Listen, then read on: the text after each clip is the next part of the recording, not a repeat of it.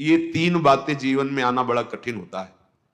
असमर्थ हूं, अयोग्य हूं, अनाधिकारी हूं।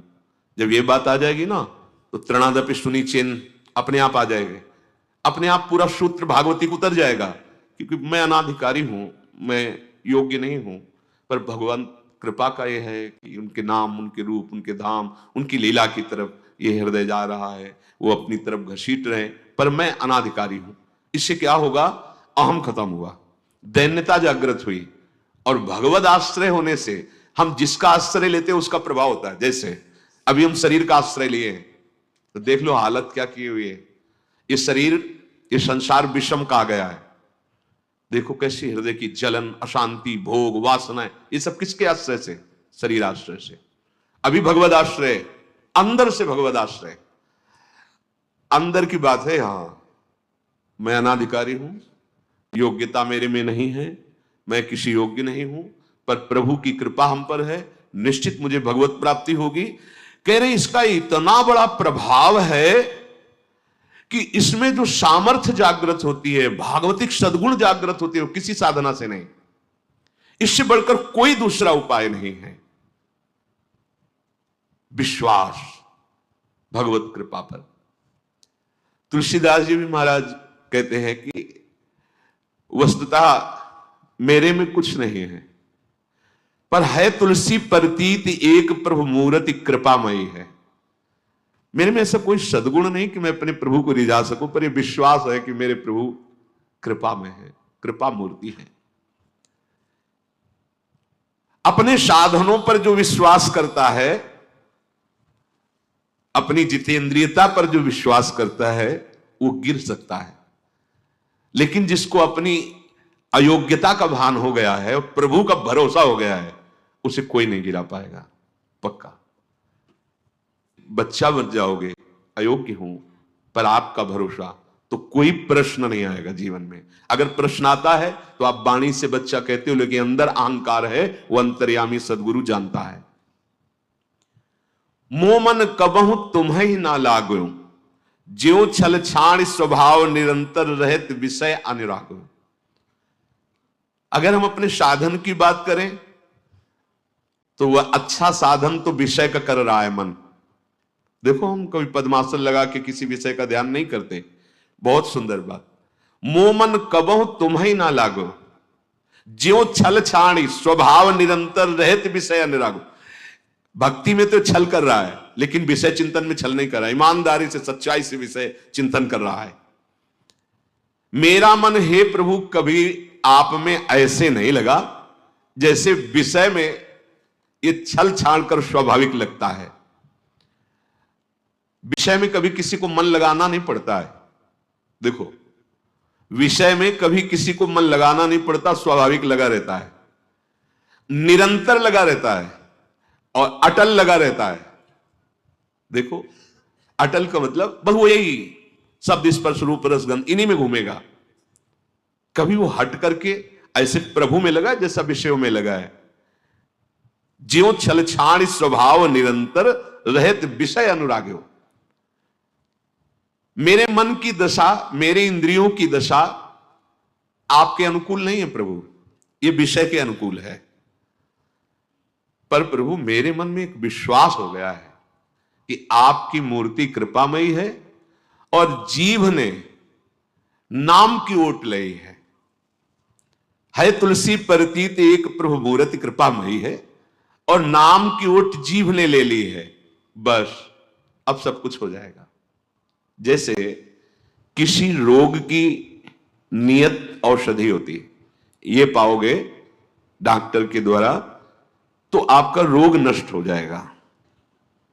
फिर अन्य उपाय, अन्य औषधियां आप खरीद कर पाए तो उसमें लाभ नहीं मिलेगा। सी बात कह रहे हैं। ऐसे ही वृंदावन में विराजमान श्री लाडलीजू के चरणारविंद के सिवा अब मेरे हृदय को कोई भी शांति प्रदान नहीं कर सकता। चाहे वो मोक्ष पदवी हो, चाहे वो ऊंची सी ऊंची सिद्धियां हो, या कोई भी गति हो। कैसी अद्भुत प्रीति है प्रियाजू के चरणों में। कह रहे राधा आराधन निष्ठ श्यांतस्तापो न याति में शांतिम। जैसे महाप्रभु हरिवंश चंद्र जी कह रहे धर्माद्यर्थ चतुष्टयम विजयताम किम तद वृथा वार्तया। मुझे धर्म अर्थ काम मोक्ष, इसी में सारे शास्त्र भरे पड़े हैं, इसी की प्राप्ति के लिए चतुर्थ पुरुषार्थ है ये, धर्म अर्थ काम मोक्ष। लेकिन वृंदावनेश्वरी के चरणारविंद की सेवा सुख में मगन हित सजनी स्वरूपा महाप्रभु कह रहे हैं धर्माद्यर्थ चतुष्टयम विजयताम, त्रिभुवन में इनकी विजय हो रही है, सब इन्हीं की चाह कर रहे हैं। कोई धर्म चाहता है, कोई अर्थ चाहता है, कोई कामनाओं की पूर्ति चाहता है, कोई निष्काम मोक्ष पद भी। महाप्रभु कह रहे कि वृथा बातें हैं, मेरे सामने सब बेकार बातें हैं। जैसे रोगी को नियत औषधि चाहिए, ऐसे मुझे तो किशोरी जी के चरणारविंद का प्रेम चाहिए। ये निष्ठा हृदय में आनी चाहिए। मुझे श्री जी चाहिए। श्री जी का तात्पर्य होता है युगल सरकार। अगर हम प्रिया बोले तो लालजू है, लालजू बोले तो प्रिया है। जैसे ये दाई बाई आंख देखने में दो है लेकिन दृष्टि एक ही है, ऐसे ही कहने में श्यामा श्याम है, एक मन एक प्राण दो तन दिखाई दे रहे हैं। अपने लोग प्रियाजू के चरणारविंद की ठसक वाले इसलिए श्री जी बोलते हैं। इसका मतलब ये नहीं कि हम श्री कृष्ण से विलग हैं या लालजू को हम मानते नहीं या जानते नहीं या हम लालजू को देख नहीं। जब हम श्री जी बोल रहे होते हैं तो वहीं लालजू महाराज लाडली जी के नेत्रों में नेत्र मिलाए विराजमान है। ये वृंदावन की रसोपासना है। हृदय में हमें कोई शांति प्रदान नहीं कर सकता। श्रीपाद कह रहे हैं जैसे रोग की एक नियत औषधि होती है, वही मिले तब रोग का शमन होता है, ऐसे मेरे हृदय का शमन गोरे चरणारविंद से होगा। और वो गोरे चरणारविंद किसी और साधना से नहीं, वृंदावन रजरानी और रसिकजन इन्हीं की कृपा से। क्योंकि हमारी जो प्रेममयी एकांतिक उपासना है, ये आगम निगम पुराण अगोचर है, जिसे नेति नेति वेद कहते हैं। वो यहां नेति नेति नहीं है, वो ये है, ये यहां वो कह के बात नहीं की गई, ये कह के बात। ओ परम रस नेति नेति कह के जिसे वेद बोले, ये रस ही की मूर्ति दो, ये मतलब उपासक देख रहा है। यहां वो उनके ऐसा नहीं, ये इनके, वो देख रहा है, अपने नजदीक देखकर बात कर रहा है। वेद क्या कह रहे हैं? नेति नेति। और रसिक जन क्या कह रहे हैं? ए रस ही की मूर्ति दो, ये रसिक लाडली लाल, ये रस ही सो बिलसत रहे, रस भरे नयन विशाल। ये हमारे पास है। नेति नेति वाला सूत्र यहां आकर के लय हो जाता है, प्रणाम करके नमस्कार करता है। ये हमारी सीमा से आप ऊपर उठ चुके हो। इसीलिए उपासक को वृंदावन, वृंदावनेश्वरी, श्री लालजू महाराज, समस्त हित परिकर, ये केवल निष्ठा से प्राप्त होने वाली वस्तु है। इसलिए यहां महाप्रभु हरिवंश चंद्र जी ने कहा सर्वेषु साधन वरेषु चिरम निराशा। ये जल्दी समझ में नहीं आने वाली बात है। पारिवारिक राग का त्याग, अर्थ के द्वारा प्राप्त भोग सुख का त्याग और साधना के द्वारा प्राप्त होने वाले सुखों, तभी कह मुझे शांति नहीं मिल सकती। बिना राधा चरणारविंद के मुझे कोई शांति प्रदान नहीं कर सकता, श्रीपाद प्रबोधानंद जी कह रहे। पर ये प्रेम अमी चाहे पियो, ये बहुत दुर्दशा है, बहुत दुर्दशा है। हरि कृपालु कृपा करें और हृदय को संभालें। कलिकाल का ऐसा प्रभाव, नाटकबाजी बढ़ते चली जा रही है। उपासना की आड़ में वासनाओं का खेल बढ़ता चला जा रहा है। जो उपासना वासनाओं के नष्ट करने के लिए है, हम प्रमाणित कर देते हैं कि नहीं हम सही हैं, और हम अपनी गलतियों को, अपनी वासना को बढ़ावा देते रहते हैं और बात करते हैं श्रृंगार रस की या माधुर्य रस की, जो सर्वोपरि परम अंशों का एकांतिक रस है। धोखेबाजी मत कीजिए। देखो, हृदय की बात समझना। हम कमजोर हैं, निकल नहीं पा रहे हैं विषय से, पर हम निकलना चाहते हैं। हम प्रभु को प्राप्त करना चाहते हैं। हम अपनी गलतियों का बार बार पश्चाताप करते हैं और प्रभु से प्रार्थना करते हैं। ये निकल जाएगा, ध्यान रखना, इसकी दुर्गति नहीं होगी, ये निकल जाएगा। आजीवन लड़ता रहे तो भी निकल जाएगा। लेकिन जो अपने को ज्ञानी मानकर, विद्वान मानकर, शास्त्र प्रमाणित बातें करके और फिर दुराचार परायण होता है, दुराचार को दुराचार ना मान करके वो फिर बहुत दुर्गति को प्राप्त होता है, अशुभ गति को प्राप्त होता है। इसलिए प्रेम मार्ग में, भगवत मार्ग में बड़ी सावधानी की आवश्यकता है। अपने लोग इस बात को नहीं समझ पाते हैं, और जहां मंगलमयी गुरु निष्ठा की बात आती है कि सर्वस्व तन मन धन समर्पित कर दो, जहां मंगल में भगवान के नाम की बात आती है कि सर्व पाप विनाशक भगवान का नाम है, जहां मंगल में भगवान के मार्ग की बात आती है, कैसा भी दुराचारी क्यों न हो मेरी शरण में आए, हम इनका दुरुपयोग कर लेते हैं, इन बातों का दुरुपयोग कर देते हैं। भगवान ये हमें चांस दे रहे हैं कि तुमसे गलती हो गई है, तुम अपनी गलती को स्वीकार करो, मेरी शरण में आ जाओ, क्षिप्रम भवति धर्मात्मा, मैं बड़े शीघ्र तुम्हें महात्मा बना दूंगा, धर्मात्मा बना। ये एक अलग मार्ग है, समझना। हम कमजोर हैं, हम विषयों पर विजय प्राप्त नहीं कर पा रहे, पर हम अपनी गलती मानते हैं, हम उससे निकलना चाहते हैं, हम व्यथित हैं, हम आश्रय गुरुदेव का, भगवान का, नाम का, धाम का लेकर इन विषयों पर विजय प्राप्त करना चाहते हैं, प्रियालाल की सेवा योग्य बनना चाहते हैं, निकल जाएगा। पर जो चतुर सुजान बन करके शास्त्र के शब्दों की जाल को ऐसे रच के और फिर अंदर ही अंदर, तो पक्का दुर्गति होगी। फिर प्रेम की तो बात जाने दो, साधारण गति भी नहीं होगी। यहां जो बहुत शास्त्रों के शब्दों को अपने वासना के प्रयोग में जो कर रहे हैं, बहुत होश में हो जाए, क्योंकि शास्त्र तो शास्त्र है ना। कर्माणि श्रुति बोधिता ने नितराम कुर्वन्तु कुर्वन्तु मां गूढ़ाश्चर्य रसाश्रगाद विषयान गृह्णन्तु मुञ्चन्तु वा। ये जानते हो किसकी स्थिति है? जो स्थूल सूक्ष्म कारण तीनों से परे अपने सहचरी स्वरूप में स्थित है, वो शास्त्र के अनुसार कर्म करें या ना करें, वो विषय सेवन करें या ना करें, जो श्री जी के सुख में निमग्न मन है, वो देह सुख की आकांक्षा करेगा क्या? वो इन नारकी भोगों की आकांक्षा करेगा क्या? पर बड़ी विचित्र माया की गति है कि हम शास्त्रीय शब्दों को अपने निर्विकारता बढ़ाने के लिए ना लेकर विकारों को पुष्ट करना, छुपाना और उनको गुण साबित कर देना, ये बहुत होश में।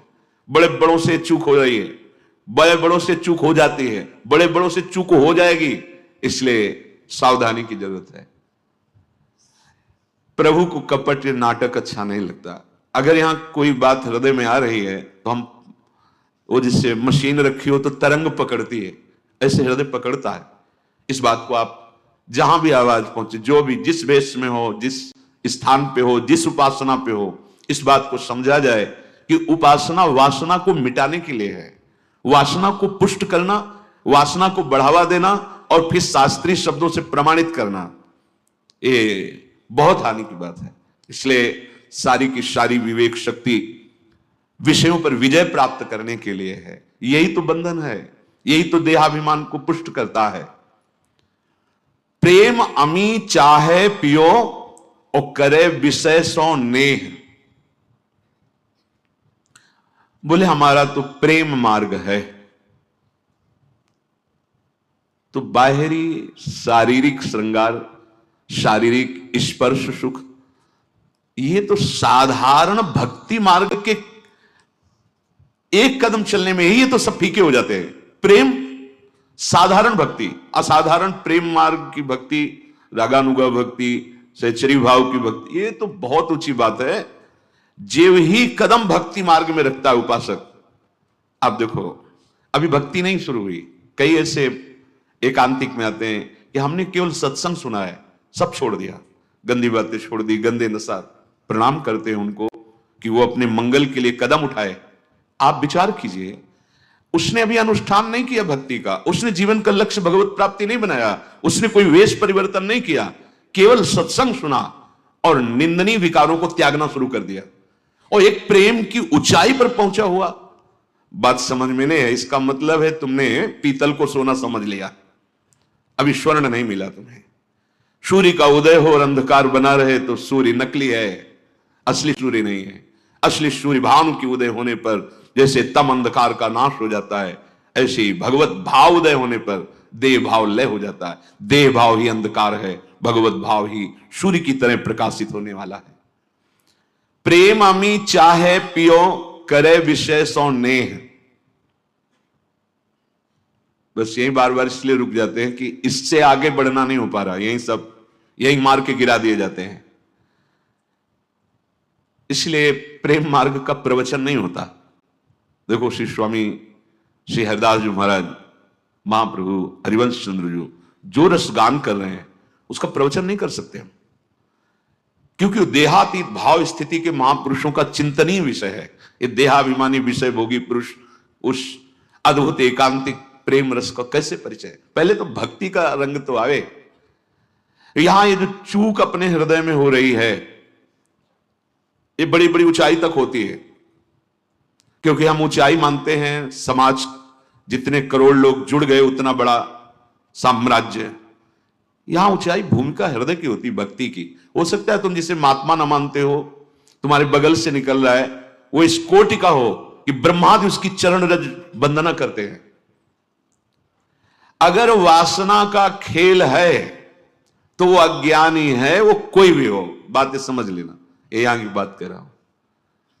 खूब प्रवचन कर लो, खूब सुन लो, अगर वासना पर तुम्हारी संयमित दृष्टि नहीं पड़ रही तो फिर उपासना का ये स्वांग करते हुए जीवन व्यतीत हो जाता है, भगवदानंद नहीं मिलता है।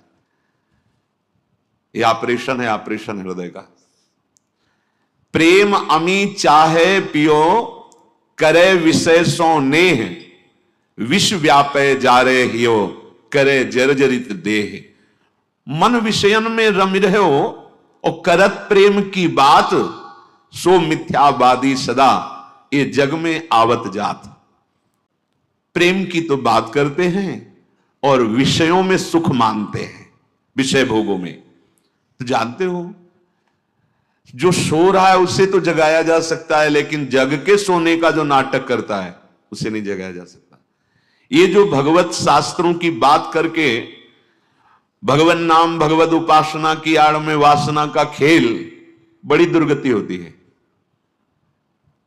हां, हम कमजोर हैं, आगे बढ़ना चाहते हैं, निकलना चाहते हैं, है मार्ग। चाहे जितना बड़ा कोई गलत आचरण किए हो उसके लिए है मार्ग। कोटि विप्र बदला गए जाहो, आए शरण तजो नहीं ताओ। भगवान का व्रत है, लेकिन कपट नहीं, नाटक नहीं। अपने को महात्मा साबित करके, अपने को उपदेष्टा साबित करके, अपने को गुरु साबित करके, अपने को शास्त्र ज्ञानी साबित करके अपनी वासनाओं को बढ़ावा देना भगवान को पसंद नहीं। हम अधम हैं, नीच हैं, हमसे गलतियां हुई हैं, हो भी सकती हैं, पर हे नाथ हम आपके चरणों को प्राप्त करना चाहते हैं। मेरे में सामर्थ्य नहीं, पक्का भगवत प्राप्ति हो जाएगी, पक्का। इस बात को अच्छे से समझ लो। जो अपने मन को छूट देता रहता है विषय भोगों में और प्रेम की बात करता है, वो झूठा मिथ्यावादी जन्म मरण के दंड को बार बार भोगता रहेगा। भोग वासना सब तजे, तजे मान सम्मान, प्रेम पंथ पर जो चले, सहे हृदय पर बाण, प्रेम पंथ सोई चल सके, जिन छाड़ी सब चाह, जर्यो करे बिरहाग्नि में, मुख नहीं निकसे आह। ये भगवत मार्ग है। देखो, बिना विषय के शरीर नहीं चलेगा। इसलिए जो शास्त्र सम्मत विषय हैं उनको भगवद अर्पित करके प्रसाद रूप से जीवन निर्वाह के लिए या गृहस्थ धर्म का पालन करने के लिए शास्त्र सम्मत विषय, शास्त्र विरुद्ध आचरण और उपासना बहुत दुर्दशा हो रही। इसलिए आपके अंदर प्रियालाल की झांकी नहीं आ रही, आपके अंदर भगवदानंद की दिव्यता नहीं आ रही, आपके अंदर उन्माद नहीं चढ़ रहा भगवान नाम का, भगवत रूप का। ऐसे अरे बिरह कमंडल कर लिए, बैरागी दो नैन, मांगत दरस मधुकरी, छके रहत दिन रहन। ये कोई दिखावे का मार्ग थोड़ी है भगवत मार्ग, अध्यात्म मार्ग। सत्य वस्तु एक है, भीड़ है ही नहीं, वही एक है, और उसी से तुम प्यार करने निकले हो, उसी को तुमने स्वामी माना है। तुम्हारा हृदय किस भाव में विचर रहा है। भोग वासना जब तक हृदय में है तब तक साधारण भक्ति नहीं प्रभु, योग ज्ञान और प्रेम ये तो बहुत ऊंची बातें हैं। आज केवल शब्दों के जाल को योग्यता समझा जाता है। जितना लच्छेदार शब्द बोल सके, जितना उसी योग्यता समझा जाए, वो योग्यता नहीं है। शास्त्र की योग्यता है विकारों पर विजय प्राप्त करना।